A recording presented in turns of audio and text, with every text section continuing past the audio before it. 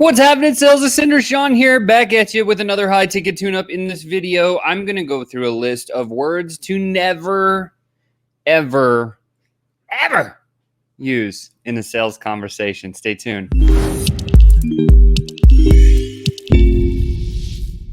What's happening, Sales Ascender? Sean here, back at you with another high ticket tune-up. Make sure and smash that like button and feed the algorithm gods. Otherwise, people are going to miss out on this. This one's really valuable today. We're going to go through some words to never, ever use in a sales conversation. Are you ready for this? This one's a good one. I came across this topic yesterday as I was reviewing a call review. So I do call reviews for our sales force that we have.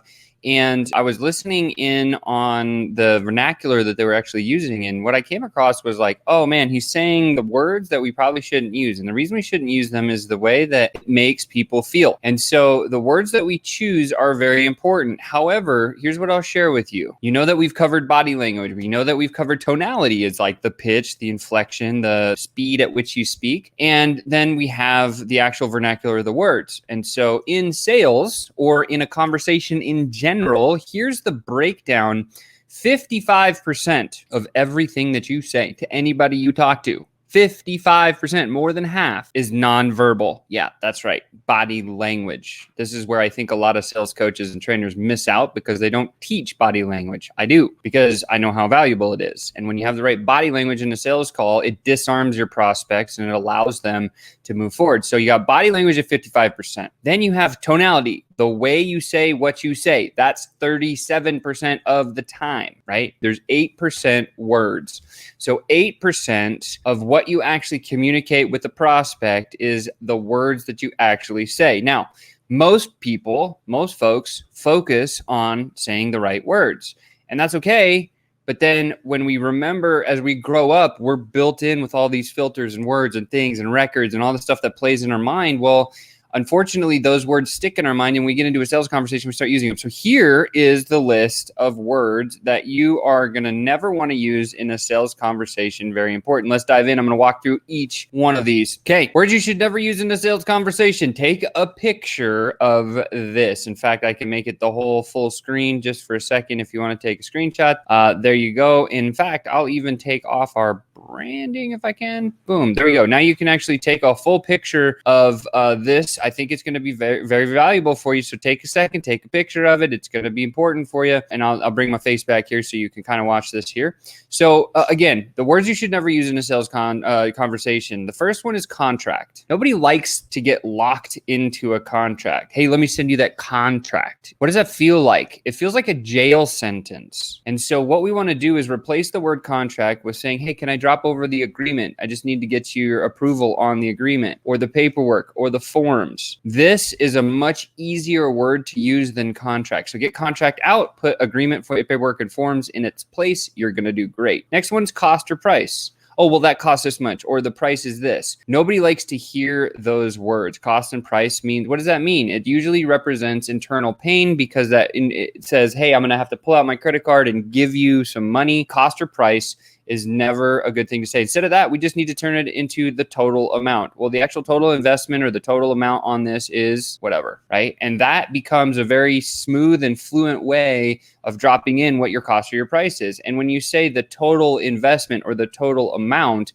what's interesting about the word amount versus cost or price is we can bucket in things other than money into total investment or total price. It's a total investment of dollars and time and your energy and your brain power and all this other stuff. And what we're doing here when we're saying this stuff is we're actually building value. So your prospect's like, oh man, I totally get it. This is a great investment. And what do people do? They invest in themselves. This is an easier way to get them over that action threshold where they'll actually give you the cash flow, whatever. Next one, startup cost. So if you have like a startup cost that you charge, like a setup fee or something like that, then what we want to do is say, oh, well, the initial amount is this, and then the actual monthly amount is this, right? So you see the next two are kind of bucketed together. So it's the startup cost and the monthly payment. Don't ever say the word payment ever. Get that one out. How much are the payments? What are the payments? Nobody likes to make payments. It feels nasty when you hear that word. Instead, just change it to, hey, well, actually, the initial amount you got to put down is this, and then the monthly investment is only this. And don't forget, the investment includes money, time, energy, and all the other stuff. Sounds a lot smoother when it rolls off my tongue, doesn't it? So By the way, if you have any comments about this or you're like disagreeing what I'm saying here, please drop a comment below so we can chat about. This is a conversation. That's what I'm always about. More conversation, more dollars, more everything, more win. So next one, sell or sold. Nobody wants to be sell or sold, but they love to buy. Again, nobody wants to be sold or sell. They don't never want to be, you never sell to somebody. You want to get them involved with your organization. You want to get them involved with your product or service. You want to get them involved with your tribe. You want to get them involved with your community or their, the thing that you're doing so that they can get result. And when you say, instead of selling or sold, say the words, get them involved, watch what happens. Definitely will help you a lot. Next one is never ask anyone to sign any documentation or again, the contract. I hate that word. I never even say it anymore. I blocked it out of my mind, but don't ever ask anyone to sign anything. Just say, hey, could I get your okay on this? Could I get you to approve this? Or I need you to authorize this? Or could you just put your can you just endorse this paperwork for me really quick? Or, hey, I'm going to send over a form in the mail. I just need to get your approval on that one really quickly. And all of a sudden, then they're going to say, yeah, that's no problem. And they know it means sign, but it's said in a much, much more casual and suave way so that you'll get the right results. Next one is deal. This one I go back and forth on, but I do think that the word opportunity is superior to the word deal. Love to hear your thoughts in the comments below. Please drop one. I don't usually ever say deal unless I'm talking to a certain specific person. Now, what I mean by that is if I'm ever talking to a prospect that's going to buy our software, for example, you'll never hear me say the word deal. Hey, let's put the deal together. The only time I'll say the word deal is when I'm using a negative connotation. And that negative connotation sounds something like this. Hey, listen, if we can't find a very clear use for what our software does, and we don't know what the results is, and we don't have a path to success, I don't want to do that deal. And that other person on the other side is like, oh, I don't want to do that deal either, right? Because they want success, they want results.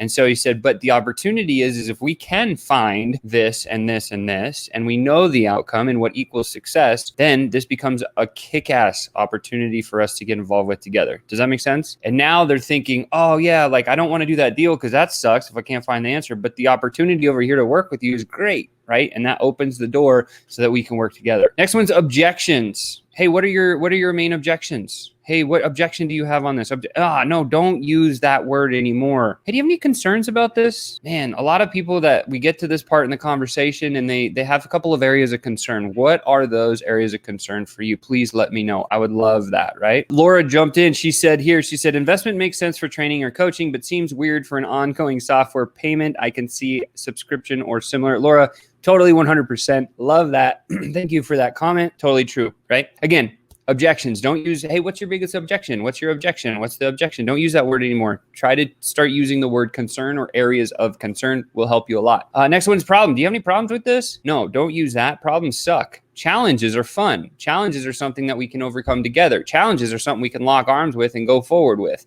And when you have challenges together, like that's fun. When we conquer a challenge together, guess what? Our bonding gets stronger. What does this do? It builds a better relationship so that we have retention. And when we have retention, clients stay with us forever and they continue to invest more money with us, which is always a win-win situation there. So, and then the last one is an appointment, right? Hey, let's visit over Zoom. Hey, do you want to do a virtual coffee? The appointment is a word that I use from time to time. Hey, let's set up a time to chat. Yes. And what Laura said is totally true. The negative words are putting the wrong idea in your prospect's head. Absolutely 100%. Laura, you're 100% on this one. I think you got it, right? So very, very simple on this. So great job there. So it's just, instead of using the word appointment, hey, let's set up a time to connect. Here's my link, grab a spot, make some sense. Let's move forward. It's more of a casual conversation. Now, where I'll tell you that these words work 100 times better than anywhere else is on Facebook and on Instagram. When you go to LinkedIn, if you're ever playing on LinkedIn, the don't use column, sometimes those words can come out because it's more of a language of business where people are expecting a little bit harder, harsher environment and tone, and that's okay. But what I would suggest is just in general, get these don't use words out of your vocabulary or throw them out that way and put all the good ones in. And it's a very simple change that you can make. All you got to do is take a quick snapshot. One more time, I'll make this big. Take a big snapshot of this page right now if you can't see it. And use this. Just print it out, put it on your desk, do something with it because it's valuable, right? And when you start using the right vernacular, then you have the right tonality, and then you start using the right body language. You have everything in alignment, and now you're becoming a true sales ascender instead of just a traditional salesperson or even a sales professional. You want to ascend to a level that we're untouchable, and that's what we all try to strive to go towards. That's what these types of tips will help you to do. With that said, you've just been tuned up. I hope this one was valuable for you. Don't forget to smash that like button. Share this to somebody that can actually use it. Feed the algorithm god so more people see this. Thank you so much for doing that. And please subscribe to the channel. And you have just been tuned up. Don't forget, there's a sales ascender inside of each and every one of you. And I'm really looking forward to seeing you next time.